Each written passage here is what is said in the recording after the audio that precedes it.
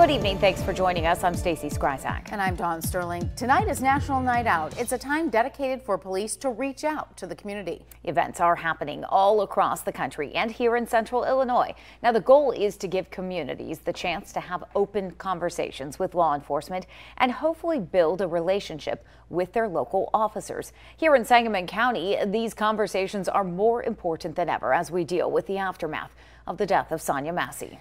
Massey was shot and killed by Sangamon County Sheriff's deputy after she called 911. National Night Out comes exactly 1 month since Massey's death, and both Springfield Police Chief Ken Scarlett and Sangamon County Sheriff Jack Campbell have promised to work to restore the community's trust in their agencies.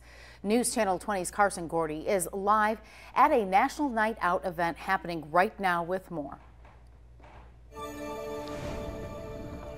I'm here at Nationals Night Out in Springfield. The goal is to build trust within the community, but tonight I'm going to be talking about the statewide story and countywide story. Earlier today, Governor J.B. Pritzker criticized Sangamon County Sheriff Jack Campbell for hiring Sean Grayson.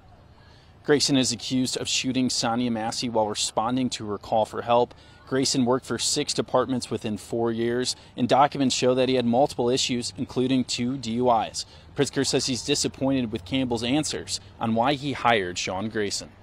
The way he was hired is an enormous question mark that still needs to be made transparent.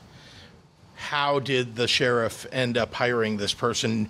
Must have known their background, must have. So far disappointed with the answers that I'm hearing from the sheriff. Campbell told me last week in our sit-down interview that he wasn't aware of Grayson's disciplinary issues while he was employed at the Logan County Sheriff's Office. He said Logan County never provided those disciplinary documents and Campbell did not formally request them. I'm Carson Gordy, back to you. Thanks, Carson. Now, some elected officials and members of Sonya Massey's family have called on Sheriff Jack Campbell to resign from his position, but Campbell says he is not leaving. Springfield police and other city leaders have been out at National Night Out events throughout the day. We caught up with Chief Ken Scarlett, who tells us it's important for residents to have interactions with officers outside of their law enforcement duties in order to build trust within the community. It's an opportunity for law enforcement to have positive community-based interactions with our citizens here locally in Springfield, and that's what Springfield Police is really all about, and what we're committed to is building that trust, building those relationships with the citizens that we serve. Scarlett says the goal is to have a representative from the police department at every National Night Out event in Springfield. There are several other events happening tonight. Hawthorne Place, Isles Park, and Johnson Park all have events starting at 6 tonight. And Brandon Court has a National Night Out event running from 7 to 8 p.m. Decatur's National Night Out runs until 8 p.m. at Johns Hill Park. And you can find more National Night Out events over on our website, newschannel20.com. A candlelight vigil is planned tonight in honor of Sonya Massey. It will be held at 6:30 at her home in the 2800 block of South Hoover Avenue. The family is asking for any attendees to bring candles and purple and white balloons. Following a moment of silence, the balloons will be released into the sky. As we mentioned earlier, tonight marks 1 month since Sonya Massey was killed in her own home. Massey called 911 just before 1 a.m. on July 6th to report a prowler.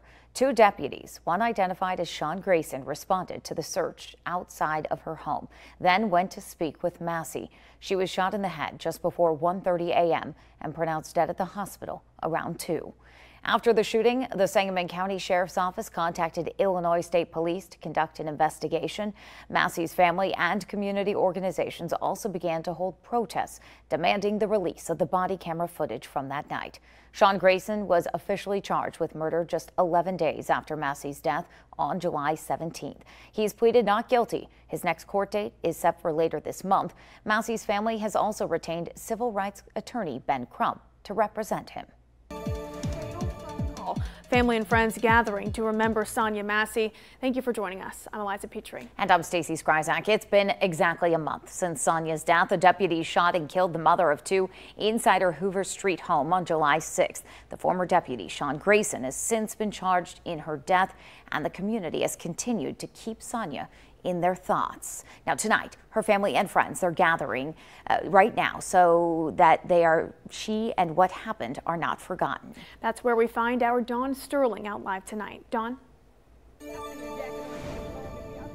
You know what? So many emotions over the past 30 days in the death of Sonya Massey, from her friends and family: sadness, shock, disbelief, anger, frustration at the whole situation. And tonight, at the 30-day mark, they're holding a candlelight vigil tonight, a balloon release at her home here on South Hoover Avenue in Springfield.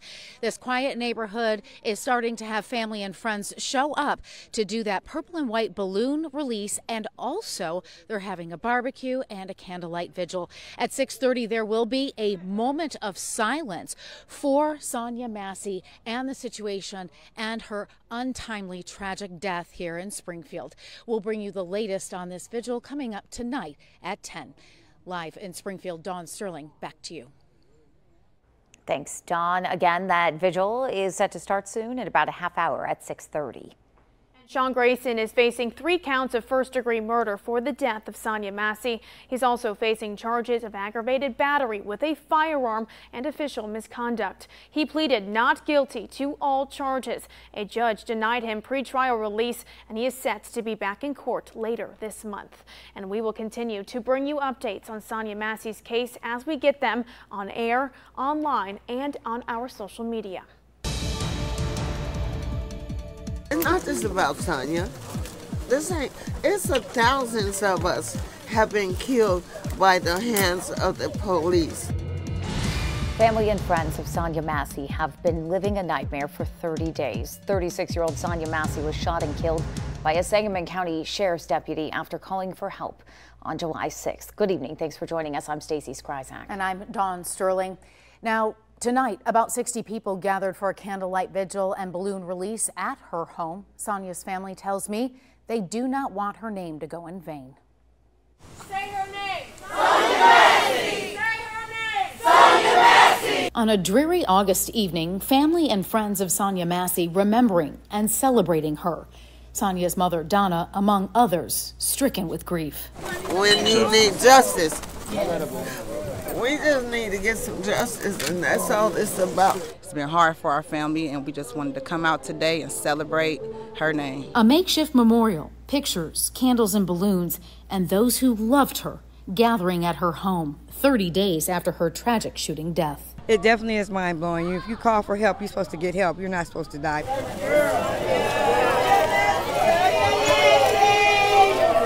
The community coming together for change. We need to bring all that love together and turn this negative thing into something positive for us to hold on and you know, just hope that justice will prevail. It's not just about Sonya. It's thousands of us have been killed by the hands of the police. She is the straw that broke the camel's back, and that's it. It's over. We're done. We're tired. The community support has been amazing, and we love it. We thank you. We're grateful. Amen. One family member told me tonight that he works at Memorial Hospital, and today they allowed everyone to wear Massey's favorite color, purple, to show support. And as we mentioned, today marks 1 month since Sonya Massey was killed in her own home. Massey called 911 just before 1 in the morning on July 6th to report a prowler. 2 deputies, one identified as Sean Grayson, responded to the search outside of her home and then went inside to speak to Massey. She was shot in the head just before 1:30 in the morning and pronounced dead at the hospital around 2. After the shooting, the Sangamon County Sheriff's Office contacted Illinois State Police to conduct an investigation. Massey's family and community organizations also began to hold protests demanding the release of the body camera footage from that night. Sean Grayson officially charged with murder just 11 days after Massey's death on July 17th. He has pled not guilty. His next court date is set for later this month. Massey's family has also retained civil rights attorney Ben Crump to represent them. There are more questions and answers about the death of Sonya Massey. Governor J.B. Pritzker criticized Sangamon County Sheriff Jack Campbell for hiring Sean Grayson. Pritzker says he's disappointed with Campbell's answers on why he hired Grayson, but thinks the community is responding the right way. And I'm so far disappointed with the answers that I'm hearing from the sheriff, but you know, I think that the community is reacting the way that I think is appropriate, protesting, making their voice heard, asking for change. The Massey family in particular, thinking about how do we improve the system.